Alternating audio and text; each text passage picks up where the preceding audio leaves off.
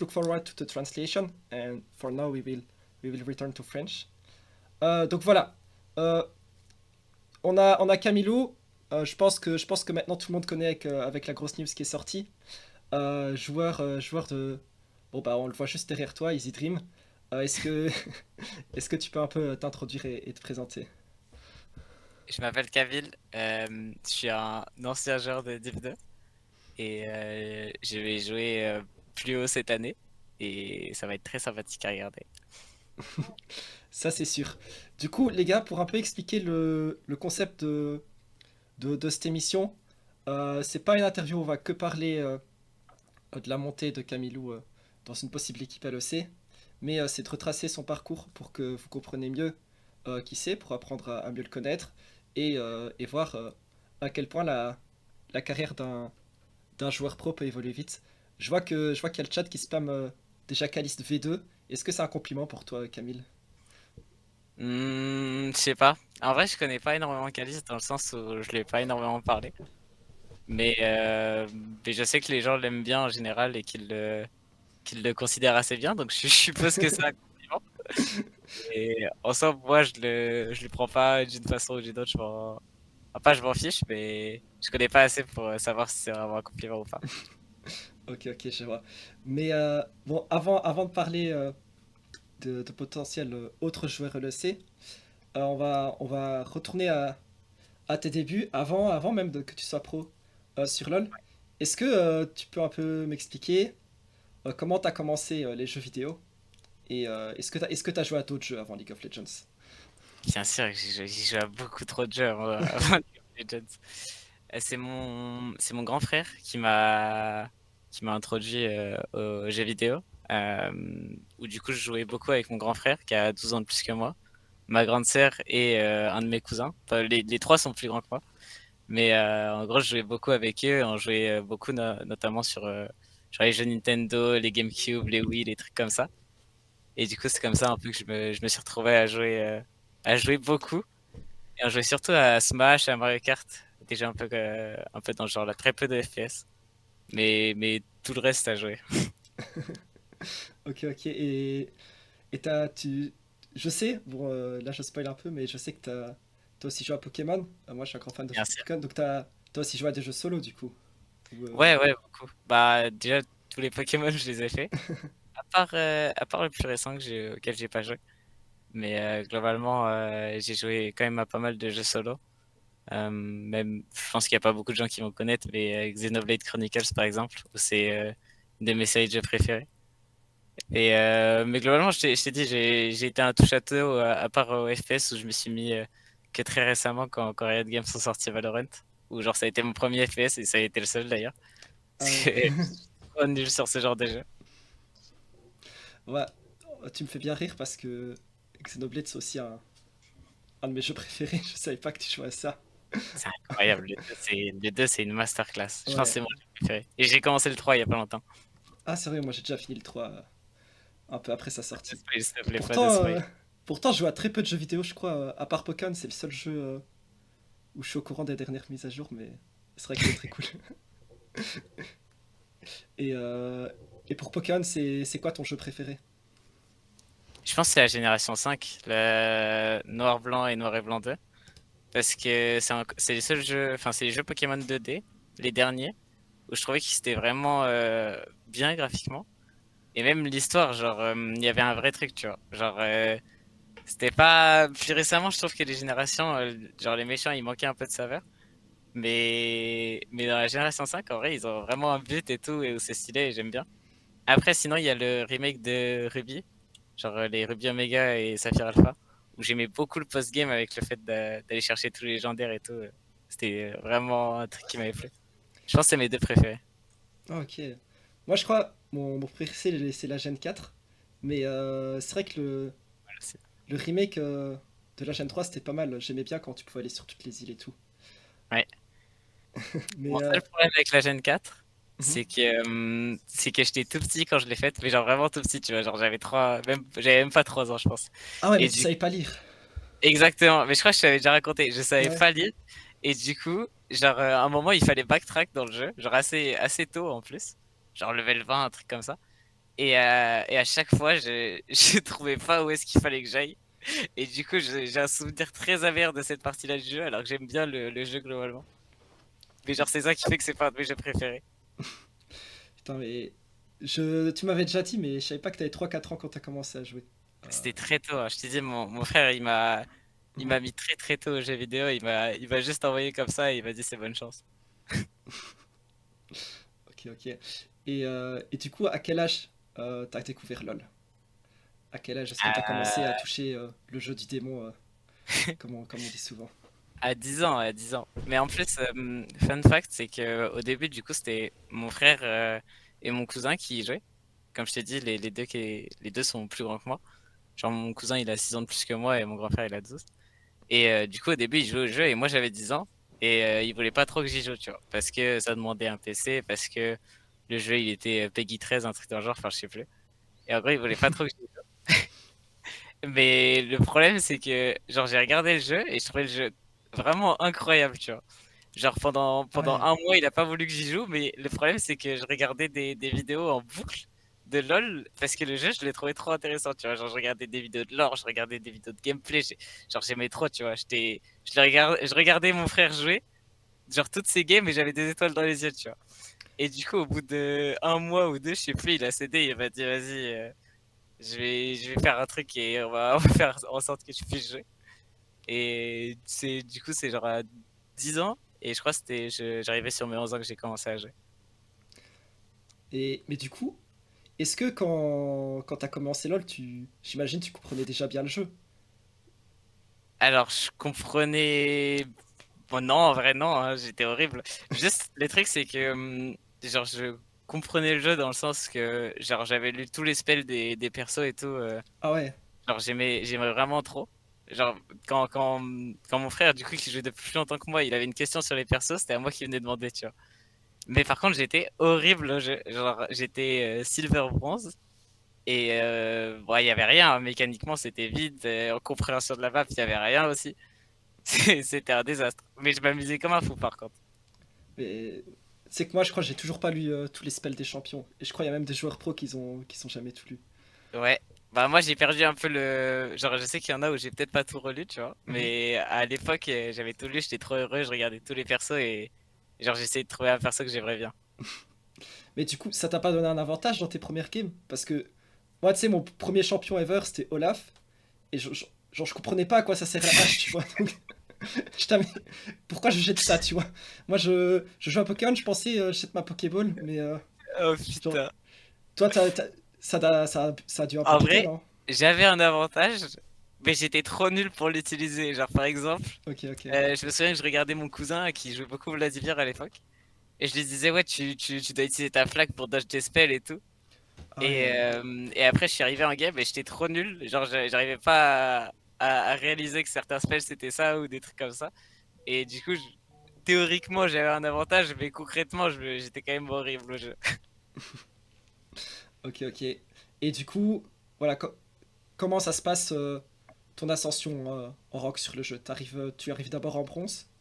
C'est après combien de temps de jeu? J'ai spawn silver, je m'en souviens encore. J'ai fait du plus 34 sur ma première game où j'ai joué Thibaut top. Et après, c'était un désastre parce que j'étais tellement nul que je solo losais toutes mes games. Mais j'ai réussi à rester silver la première année. Et je pense que je suis jamais descendu en dessous, je crois. Il me semble. Peut-être j'ai spawn bronze à un moment, mais genre j'ai jamais fini bronze ou quoi. Et du coup, la première année, j'étais silver. Il me semble que la deuxième, j'ai fini gold. Mais j'ai peut-être fini silver. Enfin, en gros, j'ai fait genre. Chaque année, je prenais un rank, tu vois. J'ai fait silver, gold, ensuite plate. Et quand je suis arrivé à plate, le truc, c'est que j'ai commencé à juste lancer des normal games en boucle parce que la solo queue, ça m'intéressait pas spécialement à l'époque. Et du coup, je lançais beaucoup de games avec ma grande sœur où on faisait des normal blind pick en boucle, tu vois. Et du coup, je suis resté un peu stuck plate, je crois, jusqu'à la saison 9 où je me suis dit, putain, j'ai envie de voir enfin, si je peux push un peu. Et du coup, à cette saison-là, j'ai commencé à spammer un peu le jeu. Genre, dès que je rentrais des cours, je lançais des solo queues et tout. Et j'ai fini. Non, j'ai pick D1 à une game du BO Master, mais j'étais trop nul. Genre, j'étais un OTP Pike et juste, genre, je support et je flash in sur les gens level 2 et je priais pour que ça passe, tu vois. C'est un Ok. peu comme ça que ça se passait. Et après ça, du coup, je me suis dit, oh, vas-y, j'ai pas le niveau, bah, je vais juste rester diamant. Et du coup, c'est pareil, S10, S11. Je suis juste resté diamant. Et ensuite, il y a un pote qui m'a dit que je devrais commencer à tryhard le jeu parce que j'étais gifted mécaniquement, mais que j'étais vraiment trop bête sur le jeu. Et il avait pas tort en vrai. Parce que, genre, à cette époque-là, je savais même pas Freezing Wave ou quoi. C'était vraiment un miracle que je sois Attends, D1. mais t'es monté D1, genre sans savoir Freeze in Wave. Je savais pas ce que c'était un slow push, je savais pas freeze and wave, je savais rien faire. Genre vraiment, c'était juste à tuer des gens et c'était bonne chance. Je pensais que tu devais être talentueux au jeu, parce que moi, pour monter D1, tu vois, je suis jamais monté plus haut. Genre, j'ai dû étudier c'est quoi les Freeze de Wave, tout. Je prétends pas que j'étais intelligent, tu vois, mais genre, j'ai dû. Moi, ça m'a demandé full travail, quoi. J'étais vraiment très très bête. Très très très très bête. Et du coup, mon pote, il m'a dit, mon pote qui était aussi main support, et qui était aussi D1, mais lui, il avait pas de bras, tu vois, c'était l'inverse de moi. Et Ah du coup, ouais. il était trop tilté de me regarder jouer. Et il m'a dit, mais commence à faire un truc, t'as 16 ans, en vrai, tu deviens un peu moins bête sur le jeu, tu peux faire un truc, tu vois. Et je me suis dit que bah, il avait peut-être pas tort. Et du coup, genre la saison d'après, j'ai fait bah, de diamant à GM en 2 mois parce que j'ai commencé à regarder des coachings, parce que j'ai commencé à tryhard un peu le jeu et tout. Et j'avais 65% de rate en plus. Et après, il s'est passé d'autres trucs, mais globalement, du coup, j'ai fait diamant à Chad en une saison. Mais Ah ouais. c'était quand même. Le GM à Chad, j'ai un peu galéré, j'avoue. Et là, t'avais quel âge durant cette année où t'es passé de diamant à Chal? 16 ans, je crois. Ok, ok, donc Je tu crois jouais que je suis déjà. passé de 16 à 17. Ok, donc tu jouais déjà depuis 6-7 années. Ouais, c'est ça, c'est ça. Mais avant, j'ai joué, bah, je lançais des normal games avec des potes et il n'y avait pas de tryhard, quoi. C'était mon fils Ignite et ça tue le mec level 3 ou alors ça mourait, quoi, c'est tout. Il n'y avait pas d'autre option. Et du coup, est-ce que tu me dis que tu aimais jouer des normal games, des blind pick et tout, ça t'attirait pas cette idée d'être compétitif, du jeu compétitif? Ça m'a tiré très peu jusqu'à à peu près mes 15 ans où je t'ai dit, peut-être 14 15 ans où j'ai commencé à lancer un peu plus de ranked et à voir, genre à être curieux, tu vois. J'étais curieux de qu'est-ce que je pouvais faire sur le jeu. Hmm. Et quand j'ai eu 16 ans et que j'ai... En fait, En fait, c'est même pas tant ça c'est pas tant que ça la compétition qui m'attire. C'est juste le fait de genre bien jouer, moi, et de détruire mon ennemi, tu vois. Genre, c'est ça qui me procure de la dopamine sur le vrai degré, genre. Quand je suis meilleur que le mec et qu'il peut rien y faire, bah, je suis trop heureux. C'est vrai, je pense que ça c'est quelque chose qui est hyper satisfaisant sur LoL. Que comment on m'a Ouais, dit qu'il n'y a pas sur les autres MOBA, c'est que tu vois LoL ça fait facilement tilter, mais au moins la sensation quand tu détruis ton adversaire, c'est quelque chose quand même. c'est vrai. C'est vrai. Mais l'autre jeu qui m'attirait d'ailleurs, c'était Smash à l'époque. Mais quand j'ai comparé les deux jeux, je me suis dit en vrai, LoL, c'était quand même mieux. Même, genre, en termes de faire vibrer les gens et tout, genre LoL, c'est une autre dimension, tu vois. Ouais, c'est sûr. Et t'étais fort à Et ça, Smash aussi? j'étais ok en vrai. J'étais ok, mais en gros, j'ai eu une période où je tryhardais un peu les deux jeux. Et j'ai eu une période où je tryhardais Rocket League aussi, mais Rocket League, je trouvais ça trop linéaire. Genre, c'est très mécanique, mais c'est très linéaire en ça. Et Smash, je trouvais ça. Je sais pas, je trouvais que la scène n'était pas assez développée et que du coup, c'était chiant, genre. Enfin, je regardais les Worlds de LoL et j'étais l'homme le plus heureux du monde, j'étais trop hype et tout. Et après, je regardais des games de Smash. Et même si j'adorais le jeu, bah, c'était pas la même chose, tu vois. Ouais, c'est clair. Et du coup, je me suis tourné vers LoL à peu près à cette période-là. Pareil, 15 16 ans quand j'ai commencé à vraiment kiffer la compétition. Et du coup, tu m'as dit, à l'époque, tu jouais support? Tu jouais quoi comme champion? J'ai joué que Pyke. En fait, l'année où j'ai reroll support, c'est l'année où j'ai fait les 5 rolls. Genre, j'ai commencé l'année, je jouais top, je jouais Urgot. Ah ouais. C'était Et l'ancien après, Urgot ou c'était déjà le non, nouveau? il venait d'être rework et Ok, j'aimais ok. beaucoup. Et du coup, j'ai joué ça. Ensuite, je suis arrivé vers le diamant. Les gens, ils commençaient à être bons. Du coup, alors, ça m'a saoulé. J'ai tilt et j'ai reroll jungle. J'ai joué Kayn et Nunu. Pareil, j'ai kiffé de fou. Et quand je suis arrivé, genre D3, D4, je suis tombé amoureux de Pyke. Et au début, je jouais un peu en solo lane. Et du coup, je le jouais mid. Mais ensuite, il jouait plus du tout en solo lane et je le jouais que support. Et à la fin de cette année, genre quand je me suis dit, bah, je vais reroll mid, en vrai support, genre j'aime pas tant que ça, tu vois. Genre j'aimais juste Spike, c'est pas le support c'est pas le jouer support que j'aimais bien. Et du coup, j'ai fait les 4 rôles sauf ADC. Genre j'ai tout joué cette année-là, mais globalement, je suis revenu au mid parce que bah, c'est le rôle qui me passionne le plus, je pense. Et du coup, depuis ce jour-là, t'as plus bougé de la mid lane du tout. Genre, tu t'es Non, décidé, ça c'est mon rôle. ouais, à un moment, j'ai eu un petit doute de est-ce que je devrais reroll top. En fait, c'était quand j'avais déjà fait un split en Div 2. Ah Parce ouais. qu'en gros, bah, globalement, globalement mes forces, c'était. Genre à cette époque-là, c'était pas mal des forces de top laner. Et du coup, j'en parlais un peu autour de moi. Mais en vrai, ça s'est jamais fait. Et je pense pas que ce serait fait. En vrai, j'aime trop la mid lane. Et pourquoi tu considérais que t'as plus des forces de top laner? Parce qu'à l'époque, j'étais une brute en lane. Mais j'étais très très bête sur la map. Et du coup ça correspondait plus à un top laner dans l'idée. Mais au final, pourquoi reroll pourquoi swap roll alors que tu peux juste devenir smart sur la map et devenir un mid laner complet finalement.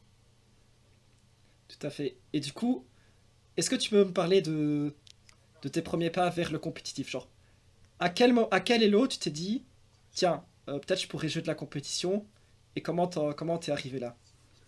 Bah je t'ai dit, c'est quand je suis passé GM en gros, j'étais passé GM en genre une centaine de games avec 65% rate et je me suis dit, putain ça claque sur le papier. Je vais faire un post pour chercher une team. Et genre à ce moment-là, c'était même pas que je cherchais une team, je voulais faire une LAN. Parce que j'aimais trop les LAN. Et genre, j'avais trop les LAN sur le papier, tu vois. Genre, t'as des gens écrits derrière toi et tout, c'est trop bien. Et du coup, j'avais fait un post en mode ouais, je cherche une team pour faire la Lyon eSport. Alors que la Lyon eSport n'avait pas été annoncée. On savait même pas s'il y aurait LoL là-bas. Mais j'y connaissais rien, tu vois. Du coup, il y a des gens qui m'ont DM en mode ouais, t'as des infos sur la Lyon eSport et tout, je comprenais rien à ce qui se passait. Mais, mais au final, genre, j'ai eu mon premier pas vers la scène avec ça parce qu'il y a eu des managers qui m'ont DM et qui m'ont expliqué plein de trucs, qui m'ont expliqué plein de trucs par rapport à la scène. Et du coup, c'est un peu comme ça que j'ai fait mes premiers pas vers le compétitif. Et c'est à ce moment-là aussi que j'ai trouvé une team en OTF. Ouais, en OTF, en NT du coup maintenant, le Nexus Store. Et c'était comme ça que j'ai eu mes premiers pas en vrai. Mais j'ai fait des résultats horribles, genre on ne faisait même pas date. Et du coup, pour un peu resituer ça, si je me trompe pas, ça c'était en 2021. C'était, Ouais, je crois, ouais. t'avais quel âge Non, là? ouais, c'était 2021, j'avais 16 ans. Ok, ok. Et du coup, là, t'as eu ta première équipe.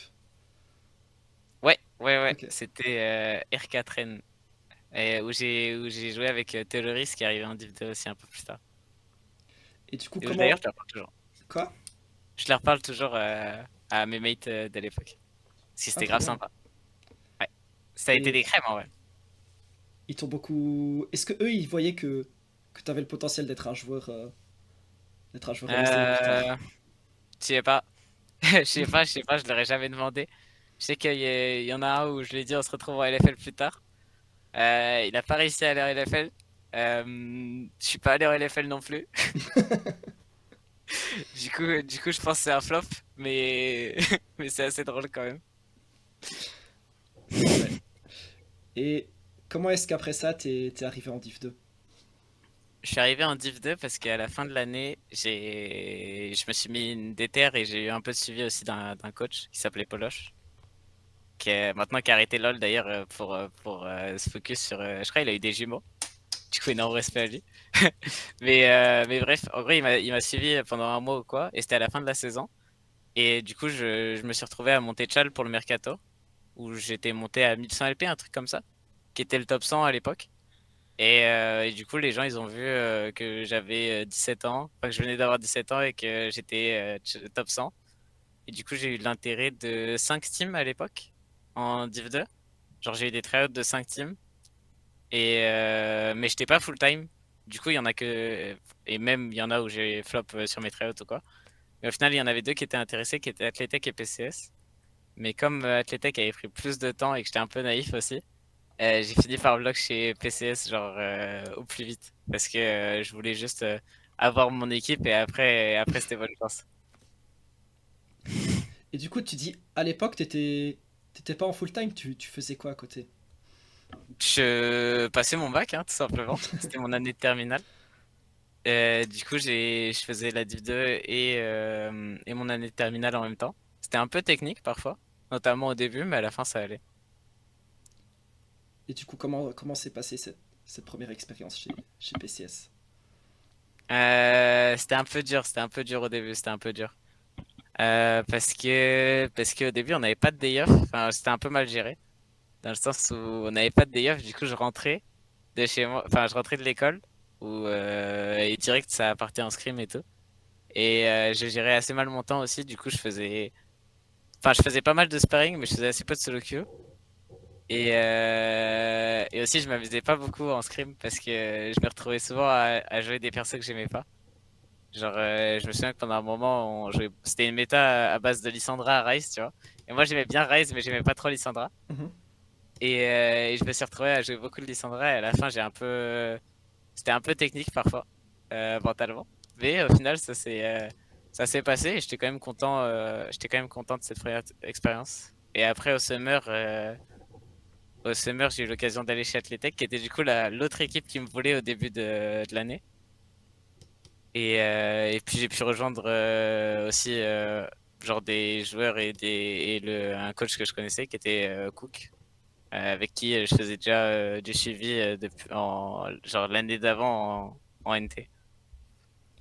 Du coup, ça c'est au Summer Split, et tu rejoins une équipe avec Deimos, Chronic, Rift, Myrtus aussi, Cook Ouais, et Chrysor, c'est ça? Et c'est ça. est-ce que t'avais toujours pas ton bac? J'ai eu mon bac pendant le split où j'ai eu mention bien. Bah, Du coup j'étais plutôt content. Et en même temps, il y avait le split qui se passait plutôt bien parce qu'on a réussi à faire les playoffs et on a réussi à remonter l'arbre pour aller chercher le top 2. C'est là que d'ailleurs, j'ai continué avec Chronique l'année d'après chez Didrik. Le code. pas mal, pas mal. Bah, du coup, GG pour la mention bien. Et Merci. donc, vers la moitié du split, tu passes en full time, c'est ça? Ouais, c'est Et ça, ouais. est-ce que ça a fait une différence pour toi? Est-ce que tu t'es dit, à ce moment-là, oui, je fais full time joueur pro, est-ce que ça t'a aidé à devenir plus fort? En soi, ça n'a pas changé énormément de choses à l'époque parce que je savais pas comment travailler. Je vais dire ça comme ça. Genre, je travaillais, tu vois, mais je savais pas comment être efficace dans mon travail. Du coup, je dirais que ça n'a pas changé énormément de choses, mais que niveau charge mentale, c'était déjà beaucoup plus simple à vivre parce que du coup, il y avait pas j'étais pas là en mode ah ouais j'ai match mardi et mercredi matin j'ai mon épreuve du bac, tu vois. Mais du coup c'était plus sympa ça. Il y avait au moins ce point-là, je pense qui aidait. Et à ce moment-là, quand t'es chez Athletech, est-ce que tu te dis, faut que j'arrive en LFL, faut que j'arrive en EC? T'as déjà ça en tête ou pas encore? Ouais, bah je l'avais depuis, enfin dès que j'ai commencé la compétition sur LoL, je voulais pas commencer pour juste faire du Nexus Store et repartir, continuer mes études, tu vois. Genre quand je suis passé, enfin quand je me suis dit je vais tryhard LoL, je me suis dit je vais tryhard LoL jusqu'au bout, tu vois. J'étais conscient que je voulais déjà pas forcément faire des études et que je voulais faire ça, si j'en avais l'opportunité, bien sûr. Et, euh, et du coup, juste, je me suis dit, je vais full tryhard et c'est bonne chance. Mais attends, c'était quoi la question de base? J'ai oublié. Bah, si t'avais déjà en tête d'être en Ah ouais, LFL, LS, c'était quoi en fait ouais. ton objectif? Tu te disais, je vais gagner les Worlds? C'était quoi M- qui te drivait? Mon objectif, c'est toujours le même, hein. Je veux gagner les Worlds plusieurs fois. euh, pour que je puisse. En fait, je veux gagner les Worlds plusieurs fois. Et comme ça, je pourrais être comparé, voire être meilleur que Faker. Mais je pense que déjà, il me faut du temps. Et ça va prendre du temps. Et ensuite, ça dépendra pas que de moi. Et ensuite, pour ça, faudrait que je réussisse à battre Faker avant qu'il prenne sa retraite. Du coup, faut que j'aille au Worlds le plus vite possible. C'est pour ça aussi que c'est qu'on verra. Mais bref. Mais j'avais déjà cet objectif à l'époque et je l'ai toujours. Et ouais, quand je suis arrivé en Div 2, je me suis dit, bah, je vais aller en LFL l'année prochaine. Mais c'était trop dur. Parce que, bah, j'avais pas le niveau en vrai, hein, tout simplement. J'avais fait un split chez PCS où je m'étais pas énormément amélioré. Alors que chez Athletech, je m'étais bien amélioré, mais du coup, c'était pas assez.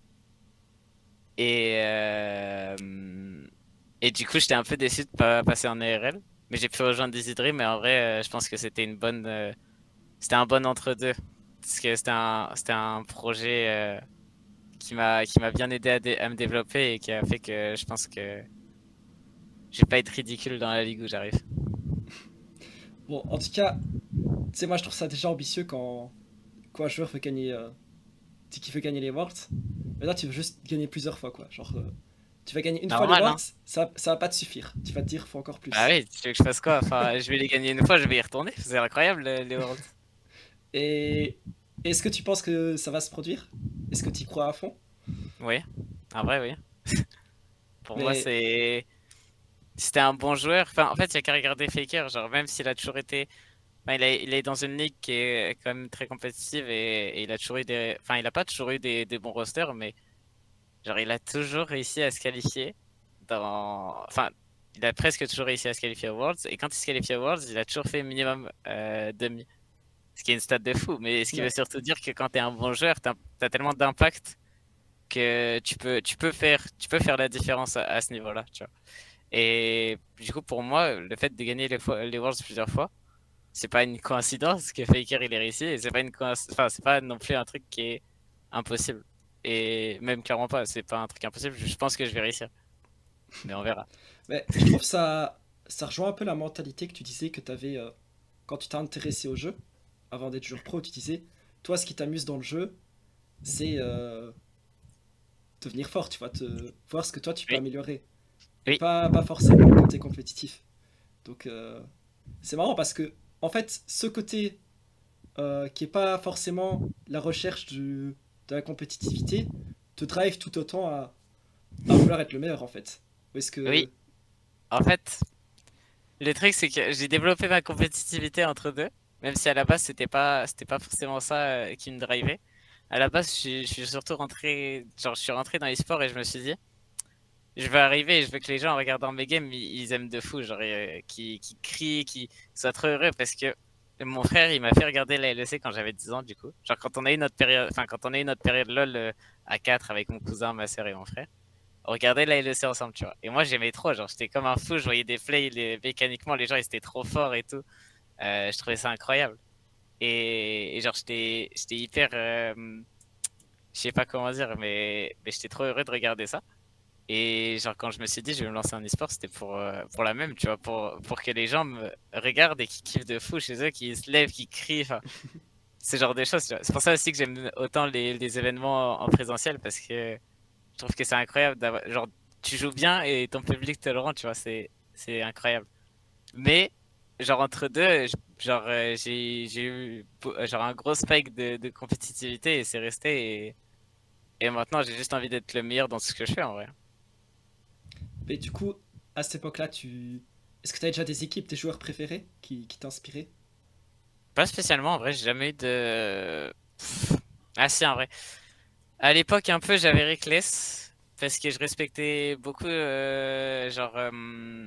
comment sa carrière s'était passée, entre guillemets. Genre, il avait commencé hyper tôt et il avait commencé hyper fort, les deux, et du coup, je respectais beaucoup. Mais entre deux, j'ai un peu perdu ce sentiment-là.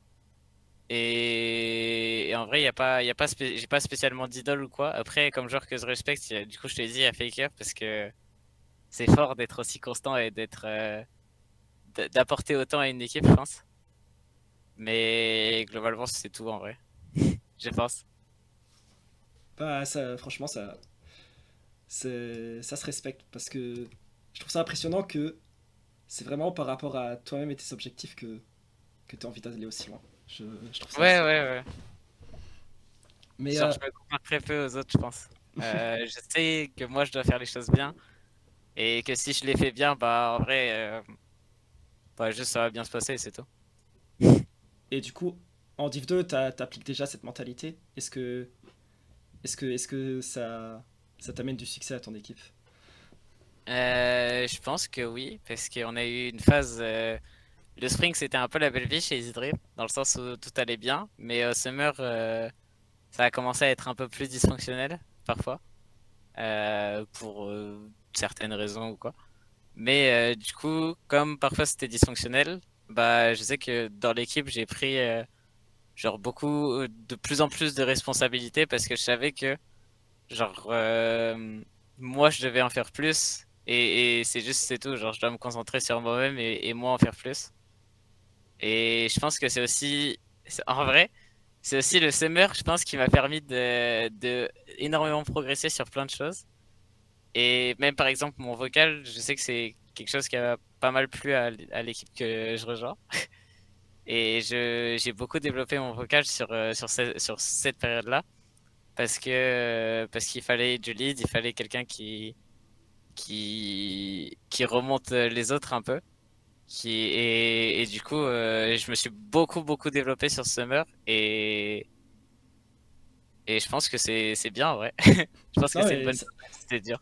c'est sûr. Mais du coup, t'es déjà un leader en jeu.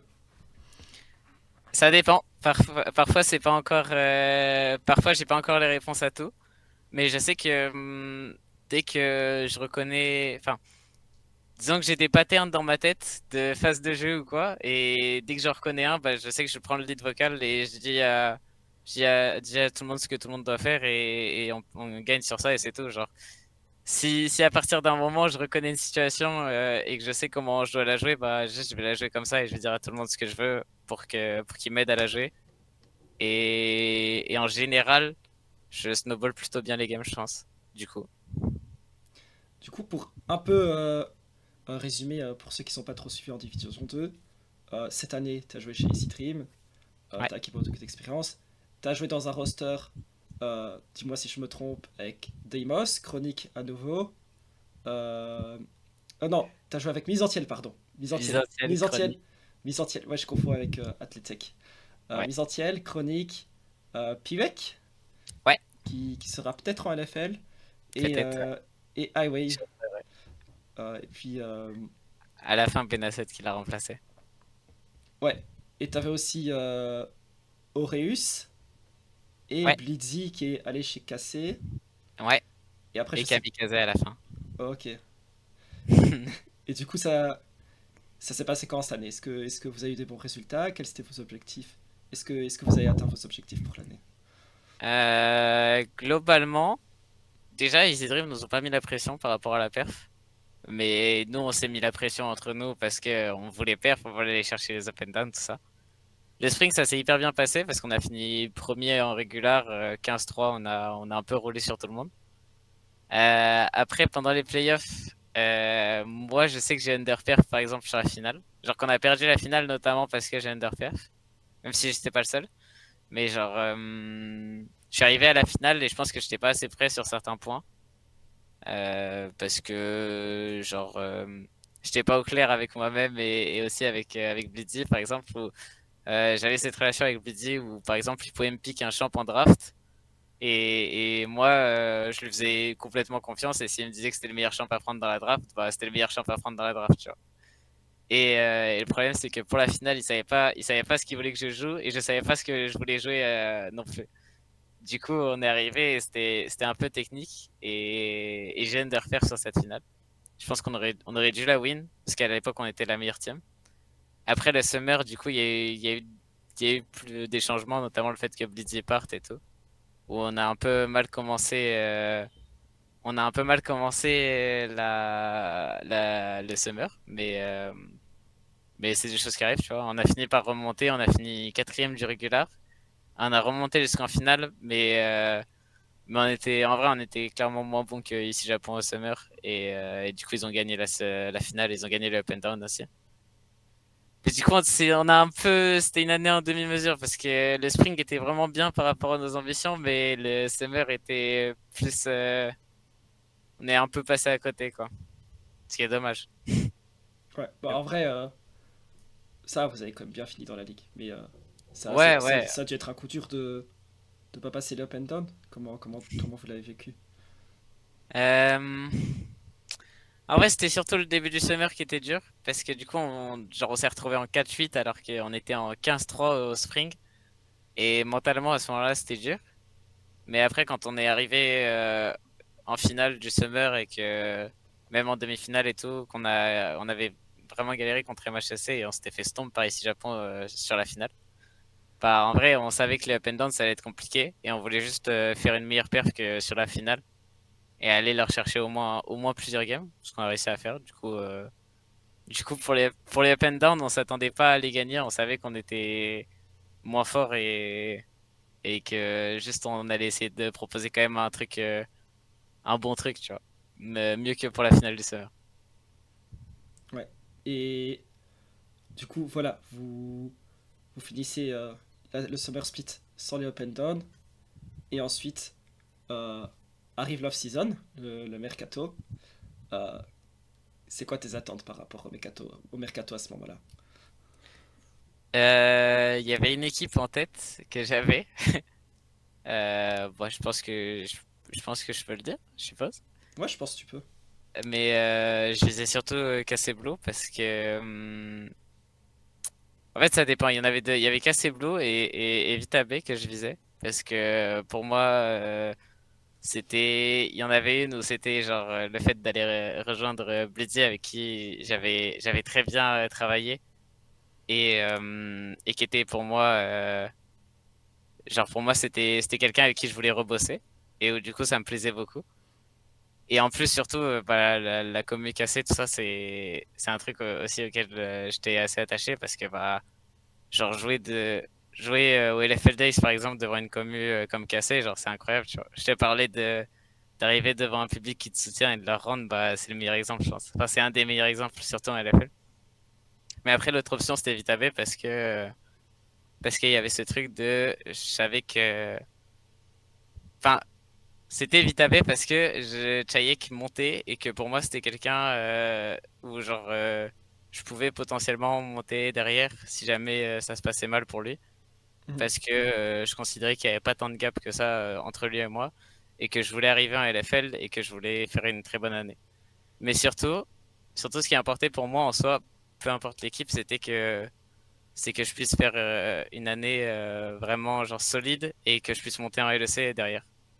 Parce que pour moi, genre, des scrims qu'on avait fait cette année chez Z-Dream, je savais que j'allais être solide sur un niveau top ERL et que peu importe où j'allais, en gros, je voulais juste jouer pour que les gens sachent que la LEC c'était un truc qui était à portée pour moi. Mais du coup, ce mercato commence assez bien parce que tes deux équipes que tu vises se sont intéressées à toi, si je me Ouais. trompe pas. T'as aussi d'autres équipes qui s'intéressent. Est-ce que tu as des équipes qui te contactent dans d'autres régions que la LFL? Est-ce qu'on t'a remarqué en dehors de la LFL? Et il y a combien d'équipes LFL au sein de la LFL même qui te contactent? Je crois qu'il y en a eu 7 ou 8. Ah ouais, quand même. Ça, c'est. Je sais qu'il y en a deux de sûrs qui m'ont pas contacté. Ouais, je crois qu'il y en a eu 7 ou 8. Enfin, en soi, il y en a une qui m'a vraiment pas contacté du tout. Et genre après, il y en a eu 7 avec qui j'ai parlé, et il y en a eu deux où c'était un peu, ils m'ont contacté, mais il y avait rien de concret, tu vois, il n'y a pas eu d'entretien ou quoi. Et après, dans les autres ERL, où j'ai failli me lock chez Heretics AK, Ouais. parce que il y a eu un petit problème le jour où je devais me lock. Il y a eu un petit problème le jour même, qui a fait que du coup, ils ont dû aller chercher un mid avec le LTR. Je sais pas si je peux dire le problème, je crois pas que je puisse. Ouais. Mais c'est pas grave. Si tu veux, je peux un peu expliquer sans trop en dire. Parce Vas-y. qu'on on m'avait dit que je pouvais le partager. Bon, en gros, les gars, il y a une anecdote de Mercato assez sympa. Mais de base, Heretics Academy devait garder Jack Spectra. Et au final, ça n'a pas été le cas. Parce qu'on rappelle, Jack Spectra est résident en Espagne. Et ça permettait d'avoir un import au mid. Mais euh, Camilo allait se décider allait se lock chez Heretics Academy. Mais voilà, au final, Jack Spectra ne reste pas dans l'équipe. Et du coup, Heretics Academy annule le plan. pour avoir un midlaner qui est résident en Espagne. C'est bien ça? C'est ça. Voilà. Et du coup, à ce moment-là, qu'est-ce qui se passe? T'es déçu? Mais tu sais qu'à ce moment-là, je pensais que j'allais finir dans une team bottom LFL parce qu'en gros, les teams top LFL, c'était un peu bizarre l'ambiance, dans le sens où, bah, par exemple, Vita prenait beaucoup leur temps sur le mercato. Euh, rien à voir, mais BDS, pareil, ils attendaient aussi un peu d'avoir genre le salary cap, tout ça. Mhm. Et en gros, enfin, globalement, il y a beaucoup d'équipes qui prenaient leur temps et où sur le papier, je sais pas leur prio. Et du coup, je me suis dit, bah en vrai, je vais finir dans un projet de l'OLFL. Et c'était un peu c'était pas la dépression, mais j'étais dégoûté à ce moment-là, Ouais. tu vois. Bah, Et après, genre une semaine après, je me retrouve à avoir deux tryouts LEC et au final, beaucoup d'intérêt des top teams en LFL. Et du coup, j'étais un peu, c'est passé du tout au tout, quoi. mais pour retourner un peu à Heretics Academy, question du chat qui revient beaucoup. Euh, Pourquoi est-ce que à ce moment-là, tu voulais aller chez Heretics Academy? Tu voulais pas être dans une top team dans une top team LFL? Je voulais être dans une top team LFL, comme je t'avais dit, notamment Mhm. sur les deux qui me plaisaient le plus. Parce que bah, pour moi, la LFL, c'était aussi important, tu vois. Genre, enfin, le public français, c'est quelque chose quand même en général. Et du coup, je voulais aller en LFL, mais comme je t'ai dit, c'est juste que, en fait, j'avais pas vraiment de news et je me faisais, genre, c'était juste trop bizarre, tu vois. Genre, j'avais l'impression que j'aurais pas d'offre, que j'étais pas intéressant pour eux, tu vois. Et du coup, après, il y a Heretic Saka qui vient et qui me dit, ouais, bon, bah, soit t'acceptes maintenant, soit on part, tu vois. Ah ouais. Et on va chercher quelqu'un d'autre. Et du coup, j'étais là en mode, bon, bah, en vrai, Heretic Saka, c'est bien aussi, tu vois. Et en vrai, globalement, Heretic Saka, le roster, si jamais il y avait eu, du coup, moi et Jack Spectra, je pense aussi que c'était vraiment un très très gros roster et qu'on aurait pu aller jouer les EUM ou quoi. Et aussi où tu aurais peut-être pu contester la place du LEC en mid. Même si à l'époque Peut-être, bien sûr. tu savais pas encore Ouais, qui y je vais serait me donc renseigner aussi sur ça, mais bon. ouais. Mais voilà, du coup, après ça, t'es déçu, t'as peur de peut-être même pas trouver une bonne équipe en LFL. Ouais. Et voilà, à quel moment, donc il y a un moment qui arrive, une équipe LEC te contacte, tu n'es pas obligé de dire qui, mais qu'est-ce que tu penses à ce moment-là? Est-ce que tu te dis c'était ouf? Est-ce que tu te dis ils ont raison? Est-ce que tu te dis il y a aucune chance quelle est ta pensée à ce moment-là? Et en vrai, enfin, je crois que les deux m'ont contacté à peu près au même moment. Et les deux, j'avoue, j'étais un peu choqué en mode, mais ça m'étonne, tu vois. Pas en mode, je pense pas avoir le niveau, mais plus en mode, ça m'étonne. Parce en soi, enfin, je suis quand même c'était quand même assez niche et les gens s'attendaient à ce que je sois en ERL, mais pas au-dessus ou quoi. Mais du coup, j'étais contente d'avoir mon shot. Et je savais qu'il y en aurait au moins une sur deux où j'aurais ma chance parce que ça dépendait notamment de Jojo Pion. Oui. Et que dépendamment de où allait Jojo Pion, bah, il pouvait pas aller partout en même temps, quoi. Et je savais que si j'avais ma chance, bah, je pouvais potentiellement me démarquer et être pris. Du coup,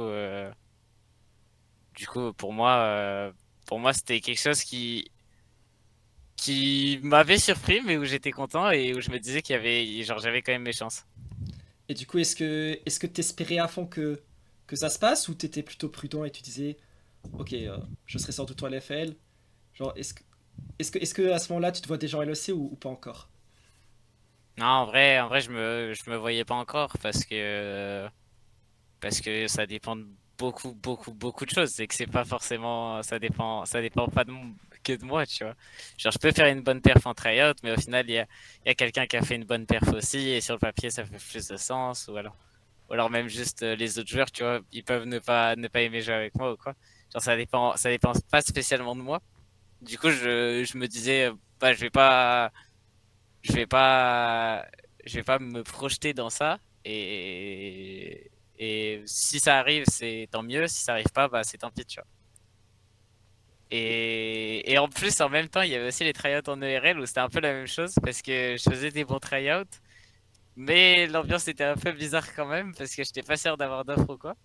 Du coup, même si j'avais tryout LEC et tryout top ERL, bah à tout moment, je vais retrouver quand même en bottom ERL et je me disais qu'il fallait pas que je me vois plus haut que je ne serais et il fallait juste que je fasse des bons tryouts et on verra. Est-ce que les équipes LEC qui s'étaient intéressées par toi t'ont fait faire des tryouts ou ça c'était que en LFL? J'ai eu des tryouts dans. En fait, j'ai eu une phase d'interview qui tournait vers le tryout parce que c'était quand même une phase d'interview où je devais genre review des games et faire une indiv et où genre et où la personne allait voir mes connaissances. Et j'ai eu une autre, du coup l'autre équipe où juste c'était des purs tryouts et où du coup j'ai eu des tryouts comme en LFL. D'ailleurs, j'ai eu plus de, enfin, j'ai eu autant de teams en LFL qui vont tryout qu'en LEC. Ça c'est quand même assez drôle. Ah oui, il y a que deux équipes en LFL qui t'ont tryout. Ouais. Enfin non mais genre j'ai eu des talks avec les autres mais en Ouais. termes de juste faire des tryouts bah enfin les deux teams en LEC en ont fait et seulement deux teams en LFL en ont fait aussi. Mhm.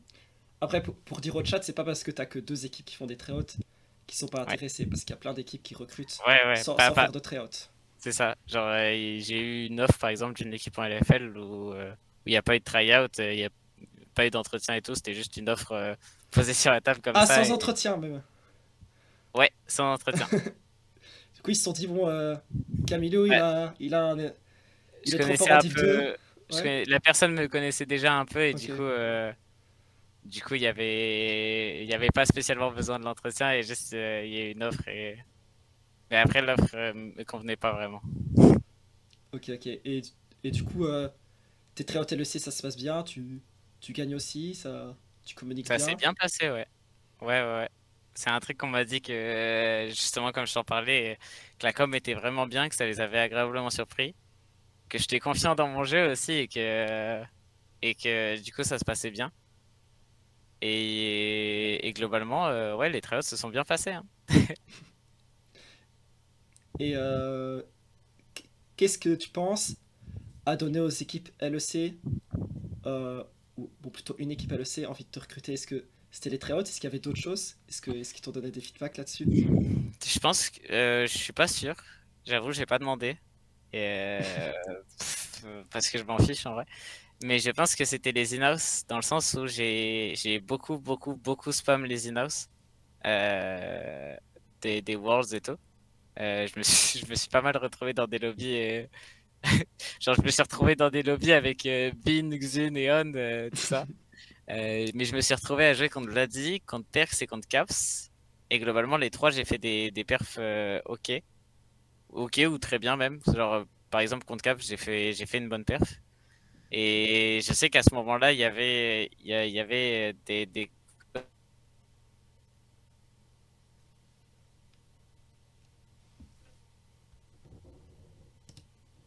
coachs qui a gagné un tryout. Je pense que c'est ça principalement, en vrai. Ah, Camille, est-ce que tu m'entends? Ouais, Euh, ouais, ouais, ouais. on ne te voit plus sur le stream. FF? Attends, attends. C'est Pourquoi trop est-ce bizarre. pourquoi est-ce qu'on ne te voit plus sur le stream? Non. Au revoir. Euh, c'est bon, ça remarche? Ça remarche? Apparemment, c'est revenu. Ok. Au 7. Attends, ok, c'est bon, ok. Bon, on en était, on parlait. C'est bon, les gars, on l'a sauvé. On parlait des in-house. Ouais. Est-ce que dans les in-house, t'as aussi joué contre des joueurs de LPA ou LCK au mid? Non, parce Non. que, parce que malheureusement, nos mids sont des slackers, mais à moitié. Du coup, j'ai pu rejoindre des in-house en ayant la priorité de Div 2. Donc en étant le plus basse prio, genre contre Caps ou contre Perks ou contre Vladi, mais j'ai jamais pu rejoindre des in-house contre des mecs genre Knight ou quoi. À chaque fois, c'était un mid. En général, c'était un mid LEC qui prenait la place. En tout cas, c'est intéressant comme quoi aller dans ces in-house, ça peut aider, hein, pour Ouais, pour le bah, je recrutement parce pense qu'il que y a de c'est ça l'intérêt. qui m'a. Bah, il y a d'ailleurs, je pense que aussi le deuxième tryout que j'ai eu, il y en a une, je pense que c'est parce que j'ai fait des bonnes perfs contre de la LEC et tout globalement. Mais l'autre, c'est parce que directement, la team avec You à 4. Attendez. La team avec You à 4 et il leur manquait juste un mid. Et ils avaient Q contre une autre team des Worlds. Et je les ai join. Et j'avais fait 3 bonnes games. C'était 3 games. J'avais fait 3 bonnes games. Et je pense que c'est comme ça aussi que j'ai eu mon tryout. Incroyable ça. Ouais. C'est, tu penses que ça t'a été plus utile que les tryouts? Ouais, ouais, ouais. Bah, je pense que globalement, c'est ça qui a fait que j'ai pu avoir des tryouts en LEC. Et après, derrière, j'ai eu les entretiens. J'ai pu envoyer mes votes, mes votes de scrim de toute l'année. Parce qu'on avait beaucoup en map BTSA, par exemple. Du coup, j'avais beaucoup de votes contre eux. Et du coup, je pense que ça les a confortés dans l'idée que je pouvais potentiellement, enfin, c'était intéressant de me donner un tryout potentiellement pour voir ce que ça donne. Bon voilà, du coup, tu détruis tes tryouts, tu détruis Lane House, on va dire ça comme ça. Et puis arrive le jour où tu arrives en LEC. À quel moment est-ce que tu te rends compte que c'est bon, ça va y être? Est-ce que c'est le jour où le leak est sorti ou à quel Ouais, moment ouais, tu vas ouais. venir? Bah, en vrai, j'étais pas sûr je pensais, enfin, je me doutais, quand on est arrivé aux deux derniers, je me doutais que j'allais y être parce que, genre, fallait juste que je fasse une bonne perf, globalement. Enfin, fallait pas trop en faire ou quoi. Mhm. Mais il fallait pas non plus que je me fasse détruire. Parce que c'était un tryout contre de la LEC, mon dernier tryout. Et c'était pour voir si je pouvais tenir justement contre un bon mid de LEC. Et ça s'est bien passé. Et à ce moment-là, je me suis dit, bah, en vrai, c'est probable que je sois pris. Mais on verra, tu vois. Parce que, bah, on verra, on sait jamais. Et ça, D'ailleurs, c'est t'avais... le jour du leak. Et tu m'avais envoyé un message avant même que je sache. Ça, c'est une dinguerie, ça. Attends, je pensais pas que t'allais dire ça, mais bon, je pense que c'est intéressant pour le chat. Mais Oui, ça va les faire réagir. voilà, du coup, ce jour-là, t'arrives en LEC. Ça, est-ce que t'avais pas de stress de perf dans le tryout final ou Non, ça va. t'étais vraiment ultra confiant? Globalement, je suis pas quelqu'un qui stresse beaucoup. Même justement, j'aime bien être sous pression ou quoi. Ah oui, Et du coup, j'ai pas vraiment stressé, rien de spécial en vrai. Juste, j'étais content de jouer en vrai. Ouais, j'étais content de jouer contre et du coup de scrim de la LEC, c'était cool. incroyable. Et du coup, voilà, t'arrives en LEC, c'est fait. Qu'est-ce que tu te dis? Tu te dis, t'y crois? Tu- Qu'est-ce que tu penses à ce moment-là? Je me suis dit qu'il y avait un truc à faire parce que en vrai, si je croyais pas en mon projet LEC, je serais parti dans un top projet en LFL où j'étais sûr d'avoir une offre ou quoi. Mais là, je crois vraiment en l'équipe que je vais rejoindre. Et je pense qu'il y a vraiment un truc à faire. Parce que j'irai jamais rejoindre un projet où je me dis, putain, en vrai, il n'y a rien à faire, les joueurs, ils sont nuls. Mais par contre, j'ai un salaire élevé, c'est trop bien. Ouh! Mais j'irai jamais faire ça, tu vois. Genre, pour Ok, moi, c'est de l'auto-sabotage. ouais. Et je préfère largement rejoindre une team en laquelle je crois. Et comme c'était un projet pour moi qui faisait sens quand même, bah j'ai rejoint ça parce que pour moi, c'était le mieux, tu vois. Et du coup, quand tu dis que tu fais confiance au projet, tu fais confiance au roster, aux autres joueurs qui sont dedans? Est-ce que c'est Ouais. l'organisation et sa philosophie ou c'est les deux? Les deux, en vrai, les deux, hein. Pour moi, c'est l'un va avec l'autre parce que c'est important d'avoir un bon staff, c'est important d'avoir un management qui est pas hyper invasif et dans la culture de l'instant. Parce que sinon, ça peut vite mal tourner en vrai, hein. Genre, Ouais, par exemple, imagine la team a fait un bon winter, ça se profile bien, mais a fait un mauvais spring. Bah, je pense qu'il y a des managements qui pourraient paniquer en mode ah vite vite on bench lui et on espère de perf au summer. Alors que bah, en vrai ça marche pas comme ça, tu vois. Juste faut croire au projet et moi je crois en mon staff et je crois Et je crois aux autres joueurs en vrai, hein. Je pense que les autres joueurs, c'est des bons joueurs et qui travaillent bien, du coup j'y crois. Trop bien. Pourtant, il y a quelques critiques, je t'avoue, de temps en temps, du Normal, roster hein. Heretics, que... oups, j'ai dit un nom que peut-être je devrais pas, mais toi, tant que tu dis rien, il n'y a pas de souci. Euh, qui est beaucoup de rookies, et peut-être que ça manque de vétérans. Est-ce que tu penses que c'est possible, et pourquoi est-ce que toi, tu verrais ça différemment? Euh, je sais pas. Moi je pense qu'au final le rookie vétéran, pour pas parler que du roster dont tu parles, je sais pas de quoi tu parles d'ailleurs, hein. Mais, mais je pense que rookie vétéran, en vrai, il y a pas une énorme diff. Ça dépend. Enfin, il y a une diff, mais je pense que la diff se fait pas toujours dans le jeu. Parfois, elle se fait aussi dans le fait de bien gérer en team et de bien gérer les problèmes, de faire ce genre de choses. Et pour moi, la diff entre vétéran rookie, ça change pas tant que ça quelque chose. Et ça se voit d'ailleurs avec Mad Lions cette année, hein. Ouais, Ils ont ramené 4 rookies avec un vétéran et un bon staff et ça passe en vrai. Enfin, ouais. y a pas eu de problème. Ils ont racheté une qualif au Worlds dès leur première année, quoi. Est-ce que tu partagerais la vision que peut-être voir les rosters en termes de vétérans rookies, c'est peut-être un peu trop simpliste, et qu'au final, ce qui compte, c'est le niveau du joueur, du staff, et la cohésion d'équipe, indépendamment Je, du... je pense que c'est un peu simpliste, mais en même temps, parfois ça peut être normal.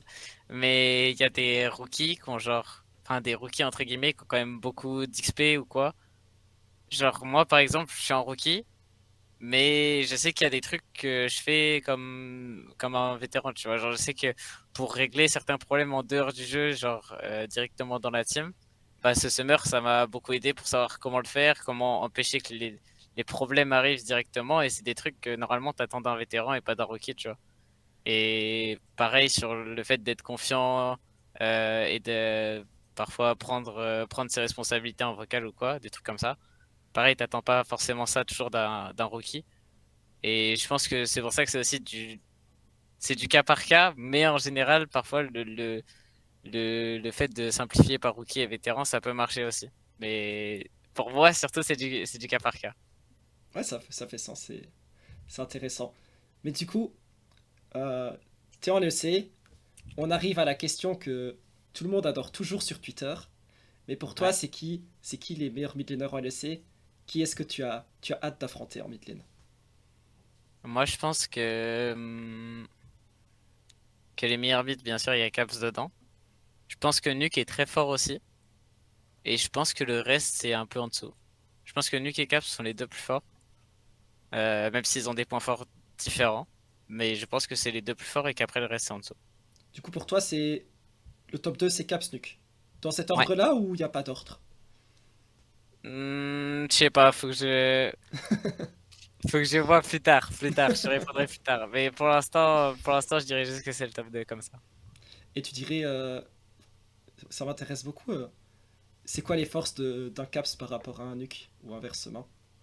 Je pense que les forces d'un cap, c'est qu'il est très créatif, notamment dans des teamfights, ouais, il va te trouver des flanks avec Nico de fou, genre, et c'est très chiant de jouer contre lui. Et que du coup, en général, c'est le fait qu'il soit très créatif et il soit fort en side. Et après, Nux, je dirais que c'est beaucoup son early game et notamment sa lane. Où genre, moi, ma lane, c'est une de mes grosses forces. Et je pense que je peux déranger beaucoup de mythes sur ce point-là. Mais je dirais que Nuke est quand même meilleur que moi sur ça. Et du coup, je respecte beaucoup parce que je pense qu'il serait, enfin, genre, c'est quelque chose quand même, tu vois. Du coup, est-ce que tu penses que tu peux être plus fort en lane que Caps? Je pense que je peux le bouger, ouais, parfois. Ça dépend. Justement, même dans les in que j'avais faites, bah, Caps, il y a des points où il est fort et il y a des points où il est chiant et que ça se voit, genre qu'il a de la bouteille, mais il y a des fois aussi où il est fébrile sur certains trucs et ça peut passer parfois, mais ça dépend. Et en termes de roster, quelle équipe est-ce que t'as le plus hâte d'affronter? Euh, Je sais pas. En vrai, j'ai pas spécialement. Ouah, en vrai, probablement j'ai deux. Probablement j'ai deux. Mais c'est normal. Mais en même temps, j'ai deux parce que ils ont les deux meilleurs solo laners, je pense. Euh, Ouais, je pense qu'ils ont les deux meilleurs solo laners, genre en termes de d'impacter la map et tout. Et du coup, je pense que c'est très intéressant de jouer contre eux en tant que solo laner et que t'apprends beaucoup de voir comment ils jouent en game. Mais du coup, je pense que c'est probablement G2. Mais après, j'aime beaucoup les équipes de cette année sur le papier. Je trouve qu'elles ont toutes quelque chose d'intéressant et où il y a beaucoup de matchs qui vont être drôles à regarder. En vrai, BDS aussi, mais parce que j'ai envie de voir comment Centré Paris ça va fonctionner. C'est vrai que ça va être intéressant le roster de BDS. Ouais. Il y a quoi d'autre comme roster que t'es curieux de voir comment Après, ça va Cassé, être? c'est intéressant aussi parce que Vladi, je l'ai déjà joué en scrim et tout, et même en in-house. Mais j'ai bien envie de voir aussi de commencer de jouer en Lofi contre lui parce qu'il y a toujours une différence entre Lofi et le Scrim.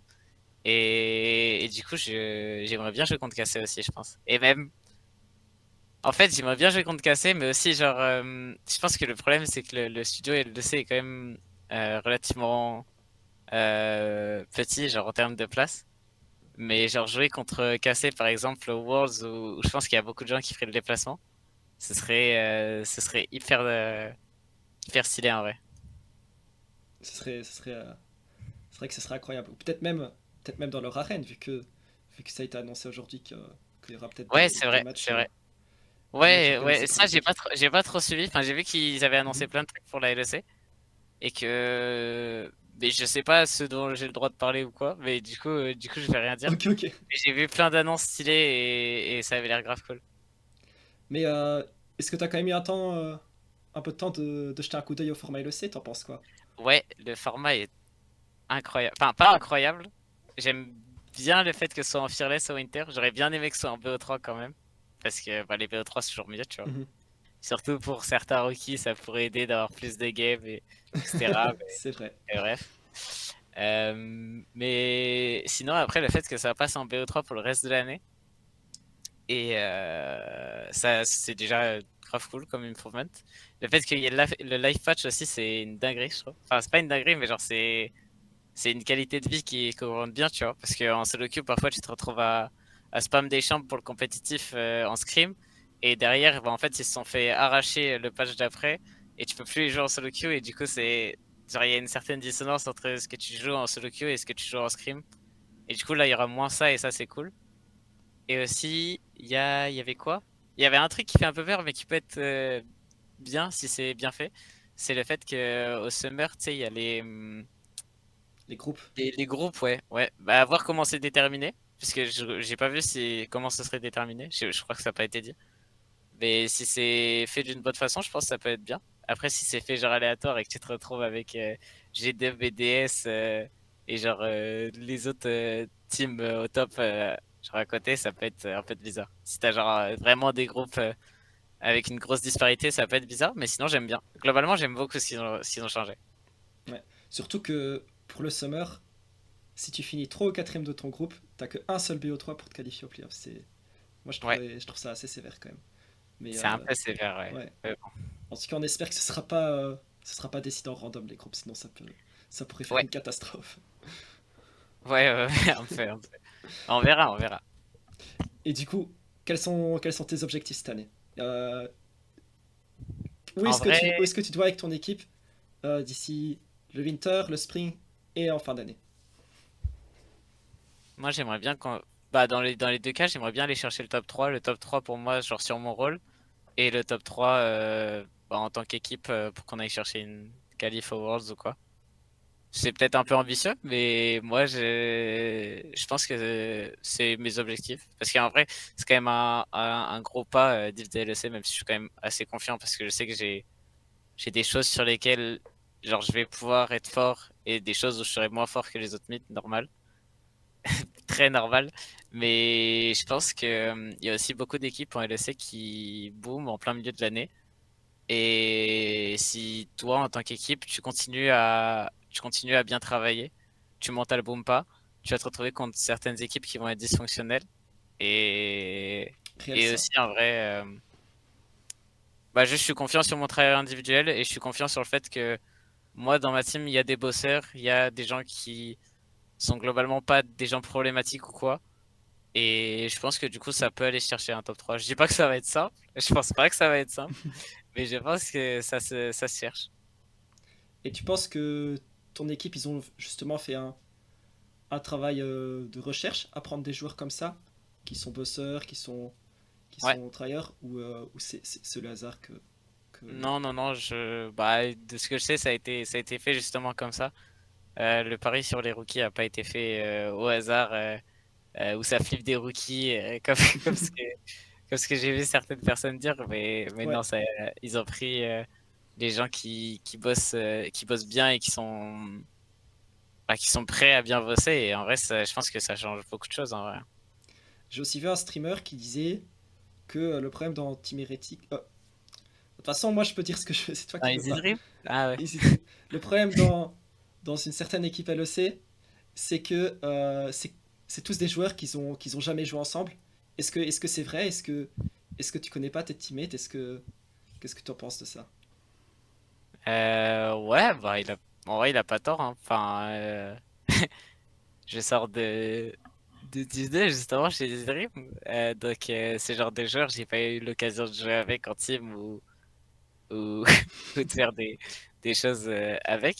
Mais je pense pas que ce soit un vrai problème. Je pense que la synergie de team, ça se travaille et que c'est pas si long que ça à développer si tu travailles sur les bonnes choses. Genre, c'est difficile. Enfin, je pourrais donner des points en particulier, mais je vais pas le donner. Mais je pense qu'il y a certains trucs pour la synergie entre certains rôles où c'est simple de les développer tant que tu sais ce que tu vises. Et en vrai, c'est ok. Genre, je pense que ça fait pas une si grosse diff que ça. Ok, intéressant. Je vois le chat qui dit que je suis boosted pour Palik, mais si... euh, fun fact les gars, avant le stream, euh, Camilo m'a expliqué une petite anecdote, et je pense pas que son équipe s'inquiète beaucoup de ça. Est-ce que tu... sans nommer l'équipe, est-ce que tu peux un peu expliquer pourquoi Attends, est-ce qu'on... Par rapport de quoi? au rôle sur le Discord. Attends, rôle? Ah! Ah ouais, bah c'est pas impossible que genre on doit pas leak, mais que sur le Discord communautaire de l'équipe que j'ai rejoint, j'ai déjà le rôle de joueur ou quoi, c'est pas un peu cool. Ce qui En est un vrai, peu. en vrai, je trouve ça fou alors que ce soit pas annoncé. Enfin C'est un voilà peu. les gars, je... on va pas faire dire à Camilo des choses qu'il peut pas dire. Mais voilà, je pense pas il y a trop à s'inquiéter. Si vous fouillez les Discord de chaque équipe, vous pourrez peut-être retrouver l'équipe de Camilou si vous êtes Peut-être. un très très bon détective. Mais voilà, on va respecter les règles. C'est un misclick, c'est un misclick 100%. C'est vrai que c'est possible, c'est peut-être un misclick. C'est vrai que c'est peut-être un misclick. En tout cas, pour retourner sur un autre sujet aussi, je vois le chat qui depuis le début du stream, ils sont mais épatés par ton sourire. Et Mhm. pour raconter un peu une autre anecdote, j'avais rencontré Camilo la première fois au LFLDS quand tu étais chez Athletech, c'est ça? Ouais, Et, incroyable. et je vous jure, c'est pas parce qu'il vient d'arriver en LEC, il sourit tout le temps. Quand il parle de LoL, quand il parle des joueurs pro, quand il parle de l'e-sport, il sourit tout le temps. C'est pas que sur le stream, tu es en personne avec Camilo, tu souris tout le temps. Est-ce que tu penses que ça vient de ta passion pour le jeu ou t'es comme ça pour tout? Je pense que globalement, je suis comme ça pour tout, hein. Je suis juste quelqu'un d'heureux dans la vie, hein. Ah, il en faut pas beaucoup pour que je sourie, c'est juste, je sais pas. Genre, y a tellement de trucs bien dans la vie, juste, je suis heureux, c'est tout. C'est incroyable. Et, euh, et je pense que c'est un sujet aussi intéressant. Je m'en souviens que tu étais vraiment tout heureux quand tu me parlais que déjà à l'époque, en Div 2 chez Athletech, tu demandais à faire des 1v1 contre des joueurs pour t'entraîner. Est-ce que tu peux Ouais. un peu expliquer si tu faisais ça régulièrement, contre quel joueur est-ce que tu t'es entraîné en 1v1? Ouais, ouais, bah, de toute façon, les 1v1, c'est quelque chose que je fais beaucoup et que j'ai toujours fait beaucoup parce que, bah, c'est important. Genre, la lane, c'est quand même, genre, les 10 premières minutes de jeu, ça affecte quand même pas mal la map et la game, en général. Je sais que l'année dernière, j'avais DM beaucoup de joueurs LFL, mais que j'avais pas eu beaucoup de réponses. Genre, quand j'étais chez Athletech, je me souviens que j'avais pu en faire notamment avec Peng, qui m'avait répondu, où j'en faisais pas mal. Et après, sinon, c'était avec d'autres mid de Div 2 ou avec Fury notamment, à l'époque, et avec des mecs d'OTF. Et sinon, après, du coup, l'année chez Easy Dream, j'ai refait la même.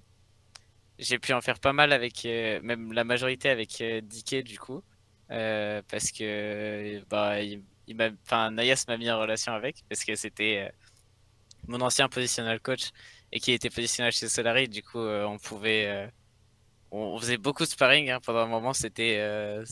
Pendant un long moment même, c'était genre un par jour pendant 1 à 2 heures.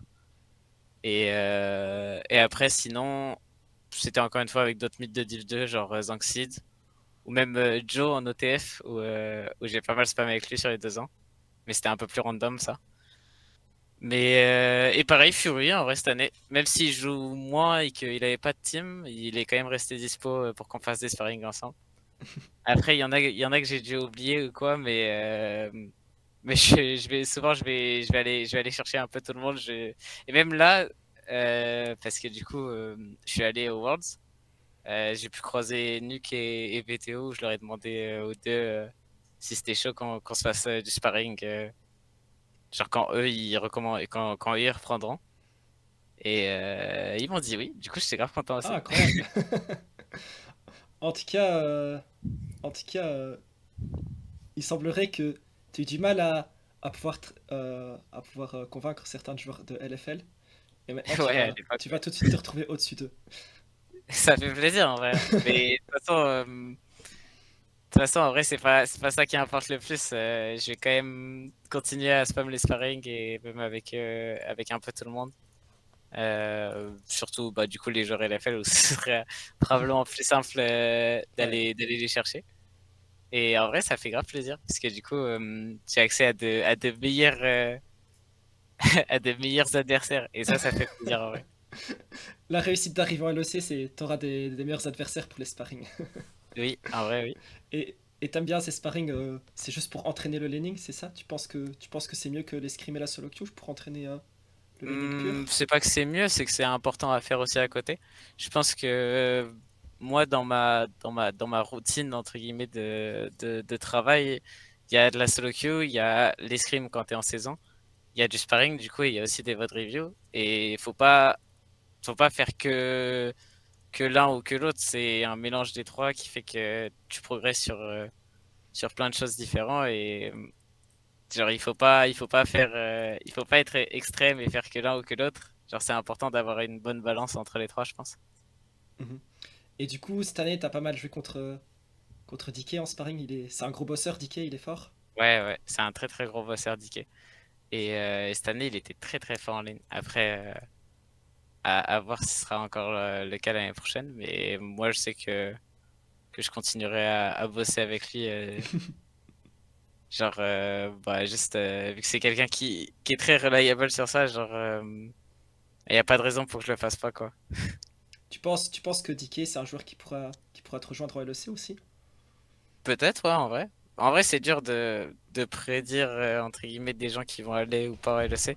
Mhm. Surtout un peu des vétérans comme Dicky, parce que ça dépend beaucoup de ce que les teams recherchent à un point donné ou quoi. Et genre, c'est dur. Parce que les rookies, parfois, on peut dire ou quoi, mais les vétérans, c'est un peu plus technique. Ça dépend beaucoup plus de ce que les teams ce dont les teams ont besoin à un point, à un certain point donné dans leur temps. Je sais pas. Genre, c'est plus dur à dire que pour des rookies, c'est sûr. En tout cas, aussi, pour un peu expliquer, euh, je parle aussi à d'autres mid laners, parfois qui sont aussi montés de la LFL à la LEC et tout, et qui, eux, avaient plutôt la mentalité, mais moi, je dois absolument aller à LEC, je suis tellement plus fort que tous les mid laners là-bas et tout. Alors que toi, ce qui m'avait impressionné quand tu me parlais de C1v1 quand c'était vu au LFLD, c'est que tu me disais, mais ouais, les mid laners LFL ils sont trop forts, je peux tellement apprendre d'eux et tout. Je trouve, t'avais une mentalité très unique là-dessus. Est-ce que je me trompe? Tu te trompes pas spécialement, mais j'avoue qu'entre deux, ça a bien changé. Ah ouais? Parce que, bah, parce que les gens, enfin, moi, entre deux, j'ai continué à me l'habituer à ça. Et il y en a, je pense, qui se l'habitent moins. Et du coup, genre, enfin, je sais que en scrim, il y a eu beaucoup de fois où. Enfin, genre, ça dépend, tu vois, mais il y a eu beaucoup de fois où même des très bons laners en LFL, j'ai pu faire des grosses perfs contre eux ou quoi. Et les Mhm. mettre en difficulté en lane. Et du coup, j'ai un peu moins cette haute estime des mid LFL. Et plus, par exemple, des joueurs comme Nuke où je sais qu'ils en font beaucoup eux aussi et qui sont très forts sur ce point-là. Du coup, je dirais que mon objectif a changé entre deux. Je pense que maintenant, mon objectif, c'est juste d'aller déjauger Nuke et Caps. Et après, et après c'est tout, ouais. Et ben, en un an, t'es passé d'une haute estime pour les mid laners LFL à avoir une haute estime juste pour Nuke et Caps, mais je pense que ça prouve Les aussi choses vont que. changer, hein. Je pense que ça. Dis-moi si je me trompe, mais je pense que ça prouve aussi que, en fait, le fait de pouvoir voir des forces dans chacun, ça t'aide sans doute aussi à mieux appréhender et à apprendre des Ouais, forces ouais, des autres. bien sûr, Tu penses que bien ça sûr, t'a bien sûr. beaucoup aidé d'avoir cette vision-là? En vrai, ouais. Je pense qu'il faut apprendre de tout le monde et qu'il faut pas rester sur son propre jeu ou quoi. Genre, enfin, surtout pour moi où genre j'ai encore de quoi choisir vers quoi je veux m'orienter et où c'est bien aussi d'être un midlaner polyvalent. Je pense que par exemple, une grosse diff sur ces Worlds entre Chovy et Faker, c'est que Chovy il est assez stuck sur genre un type de playstyle et où il a du mal à en sortir, je trouve, et qui s'adapte assez peu. Alors que Faker, c'est tout l'inverse, et que bah vraiment c'est le roi pour s'adapter, il fait tout pour son équipe et genre il est trop fort sur trop de choses différentes. Du coup, je pense aussi que c'est ça qui fait que ce genre de joueurs sont aussi forts.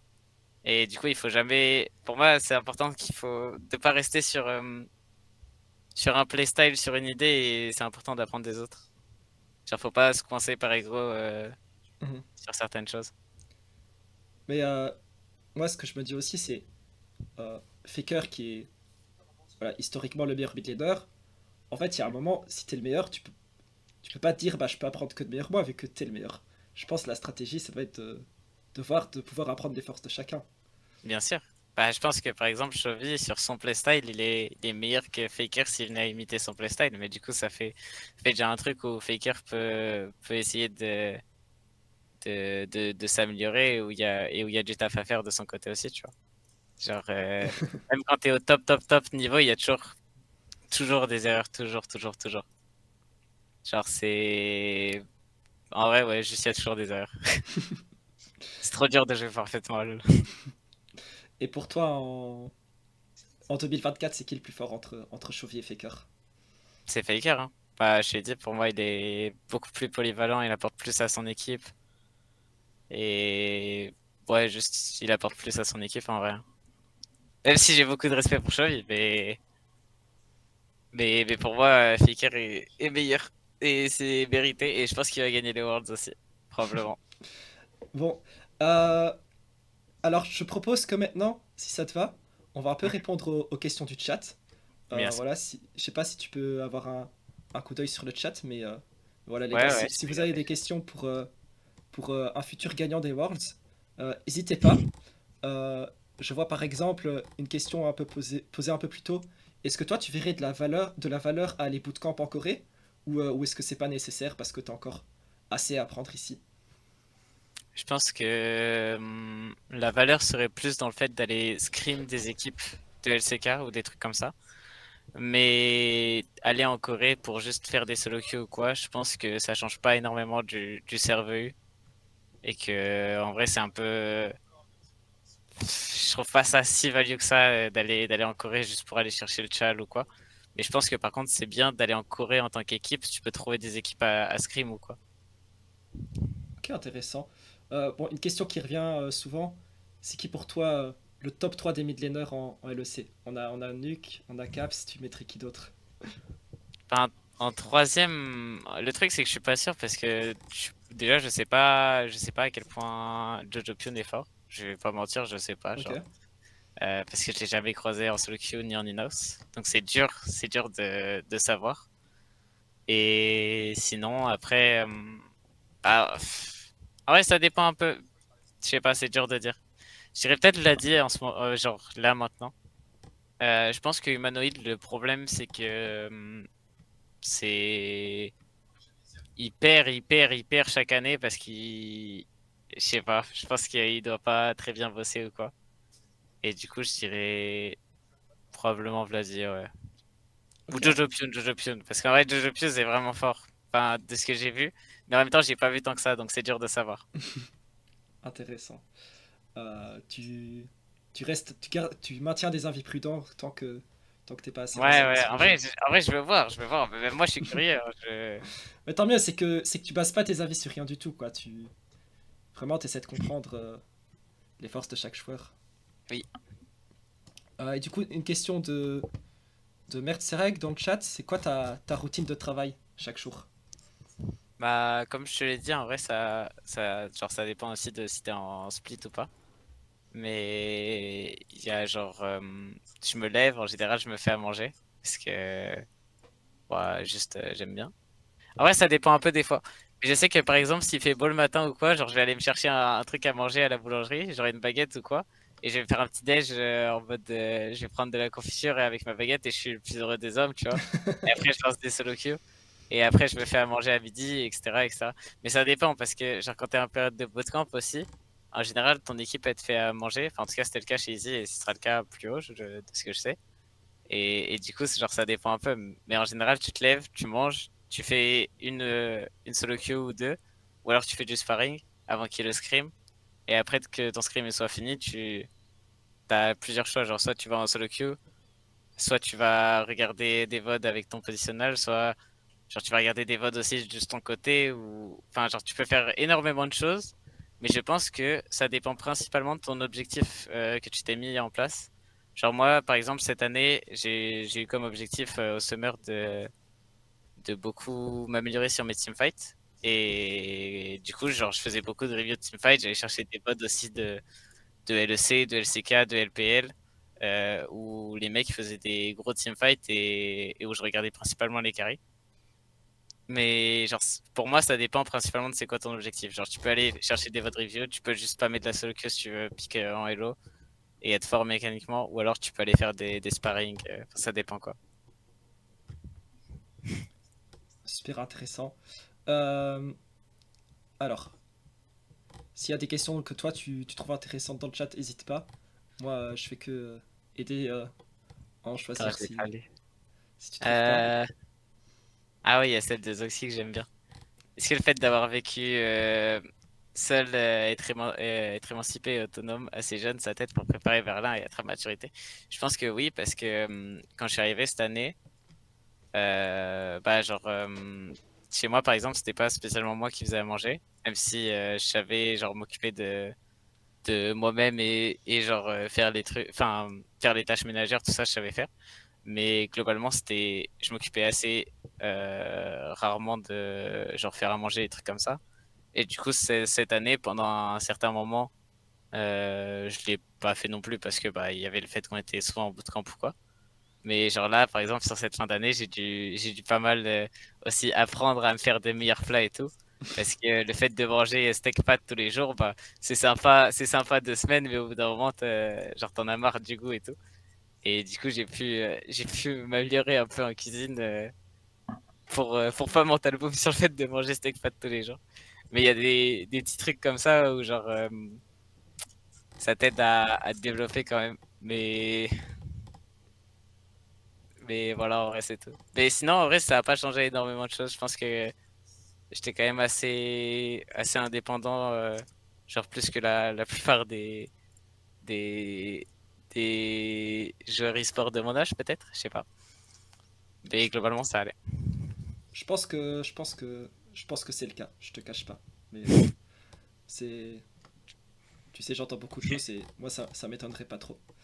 Euh, une question que je trouve que moi j'aime bien, c'est la mentalité que tu as actuellement. Comment est-ce que tu l'as développée? Est-ce que ça vient de tes parents? Est-ce qu'il y a un certain background euh, dans ta vie ou celle de Hum, ta famille qui a contribué à ça? je pense que c'est surtout que, en fait, je pense que ça vient du fait que j'ai, genre, relativement assez tôt, j'ai commencé à parler et à passer la plupart de mon temps avec des gens qui étaient plus vieux que moi. Genre, parce que, en fait, par exemple, à la fin du collège, enfin, c'est notamment arrivé à la fin du collège, Mhm. mais à la fin du collège,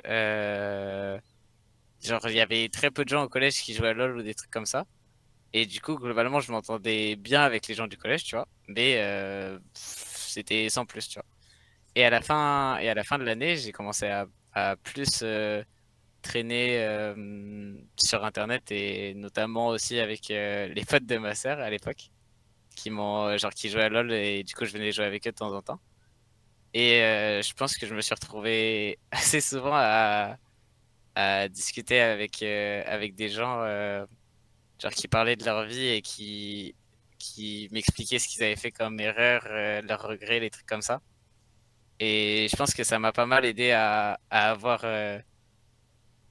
enfin, à grandir plus vite et à avoir une meilleure mentalité parce que t'apprends beaucoup des gens et j'apprenais beaucoup de leur histoire aussi et je pense que ça m'a pas mal aidé en vrai.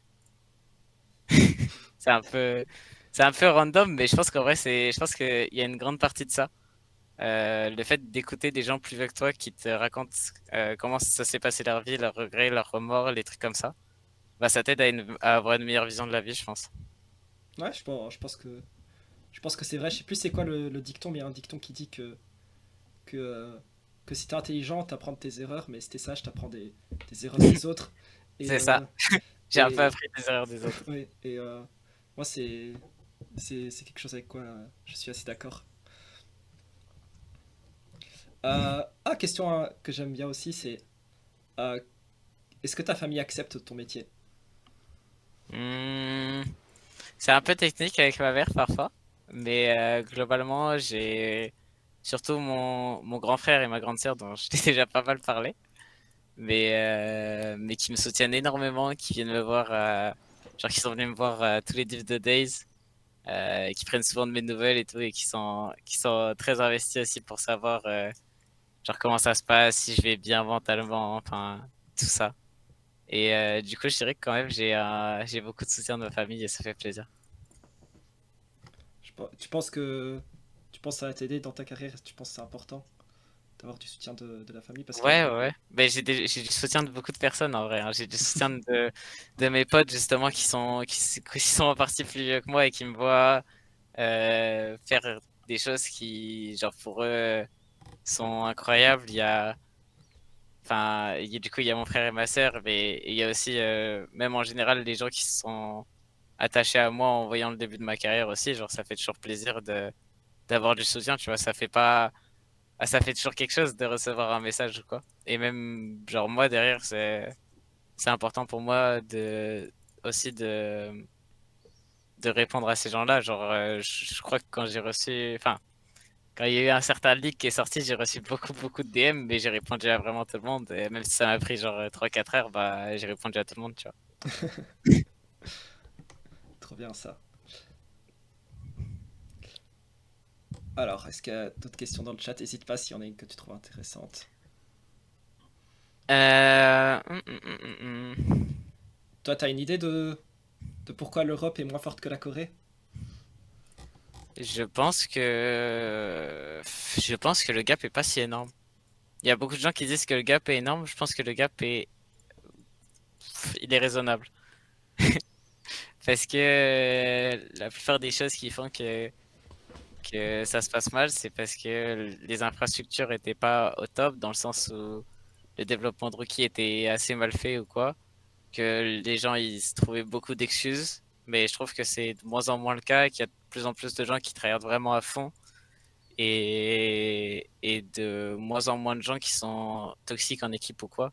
Et de plus en plus, les gens se focus sur le fait d'avoir vraiment une équipe fonctionnelle. Et quand tu arrives au Worlds, enfin, quand tu arrives en game, que tu as bien travaillé, que ton équipe, même si c'est pas forcément les meilleurs joueurs individuels, c'est pas forcément le fait d'avoir les meilleurs joueurs individuellement qui va te faire gagner. Je pense que par exemple, T1 ils sont très forts, mais parfois il y a des sous-perfs individuels, ou alors qu'ils sont pas forcément les meilleurs joueurs à tous les rôles. Et au final, c'est le fait qu'ils soient hyper forts en macro qui fait qu'ils sont forts, hein. Genre, au final, avoir un staff, avoir des gens qui travaillent, ça fait la diff. Et c'est pour ça que je pense qu'il n'y a pas un si grand gap. Mais je pense que le gap est plutôt dans la mentalité de certains joueurs qui peuvent hold back certaines équipes ou quoi. Et après, parfois, c'est pas toujours le cas, tu vois. Mais ça dépend un peu. Ce que je trouve assez unique quand tu réponds à la question, c'est souvent quand on parle du gap, beaucoup pensent à une différence de niveau entre l'Europe et la Corée. Mais toi, le gap, c'est plus une différence dans la méthode, dans la mentalité. Oui, je J'ai pense. Je l'impression pense que quand. le gap individuellement, il y en a un. Il y en a, il y en a un en vrai, un peu. Mais pas tant que ça. Genre, pour moi, nos top joueurs en EU, ils sont forts en vrai. Genre, tu regardes les Caps, tu regardes les BB, bah en vrai, ils ont fait des grosses perfs au World et bah, après, ça arrive aussi d'avoir des sous-perfs à côté ou quoi, mais les gens blâment souvent les sous-perfs en mode ça a changé énormément quand il y a une grosse partie de la game qui est jouée même pas au fait de perf, juste au fait d'être coordonné en tant qu'équipe et de jouer la macro et genre il y a beaucoup de games qui sont de base désavantagés. T'arrives en teamfight, bah ok, il y a peut-être un mec qui a mal perf, mais de base ton teamfight il est dur parce que t'as moins bien joué, t'as moins bien setup ton teamfight, des trucs comme ça. Et c'est pas, enfin pour moi c'est pas une question d'individualité en vrai. Il y a quelqu'un qui demande aussi est-ce que tu as un avis sur FlyQuest? Tu penses que c'est une bonne idée de jouer sa propre méta? Je pense que c'est bien, ouais. Après, je pense que FlyQuest c'était un peu peut-être excessif, notamment sur la dernière game. Je sais, tel Fiddle, c'est des pics qui peuvent être un peu techniques. Surtout Fiddle, en vrai, t'as besoin d'avoir.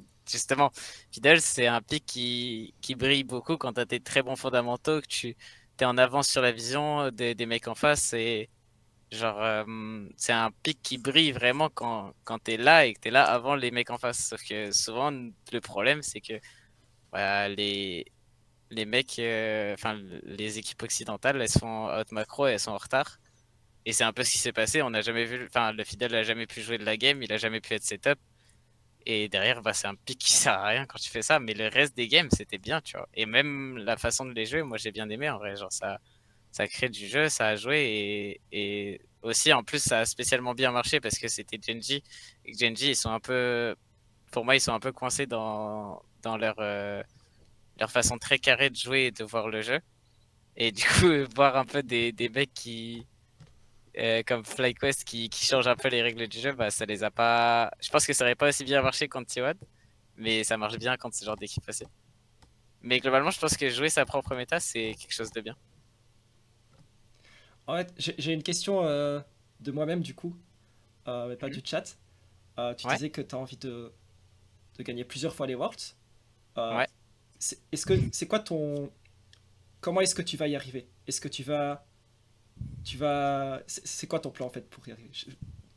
Bah, Je- pour moi, comme je t'ai dit, les choses qui sont importantes pour bien jouer et pour être fort en tant qu'équipe, c'est le fait d'être décisif et d'être rapide en jouant sur la map.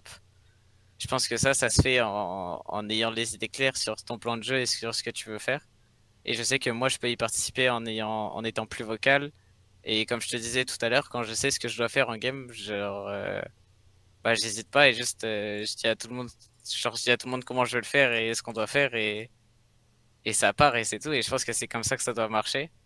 Et que je pense que c'est aussi comme ça que T1 actuellement ils sont très dominants, c'est qu'ils sont toujours en avance et ils sont toujours, genre, ils sont toujours décisifs sur ce qu'ils veulent faire. Et parfois, je trouve que T1 ils sont un peu en dessous de, genre, par exemple, sur la teamfight. Mhm. Du coup, si par exemple, tu mets les deux en commun, bah, tu peux avoir quelque chose qui est vraiment fort, quoi. Genre, pour moi, juste en tant que joueur individuellement, tu dois tout faire pour être le plus décisif possible et savoir ce que tu fais et savoir ce que tu veux faire et que ce soit clair avec tes teammates parce que, genre, si ça va même pas, bah, en vrai, il y a beaucoup de fois où même si ça devrait pas se passer spécialement bien, bah, ça va bien se passer. Je pense à G2 2019, c'était un peu comme ça, dans mes souvenirs. Ouais, je, je pense aussi. Des trucs un peu suspects, mais il le faisait à 5 et ça passait. Oui. Bon, je vais bientôt devoir clôturer cette interview.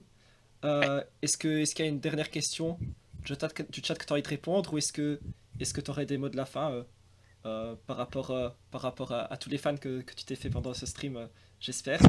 Est-ce que tu as quelque chose à ajouter ou quoi que ce soit?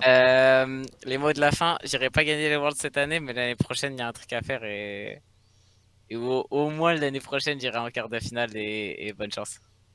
Bon C'est bah, ce que j'ai à dire. on va retenir ça. En tout cas, vraiment, sans rigoler, moi j'y crois à fond que l'Europe peut gagner les Worlds. Donc Oui, je suis, je ça c'est. suis, je suis vraiment heureux d'entendre ça. Et je pense sincèrement que tu peux y arriver. Parce que je pense que Merci tu as la beaucoup. bonne mentalité pour. Mais voilà, je te remercie énormément d'avoir fait ce premier stream un peu test avec moi parce que Pas de soucis. je débute sur les interviews en live. Mais quel honneur de pouvoir faire ce premier avec le prochain gagnant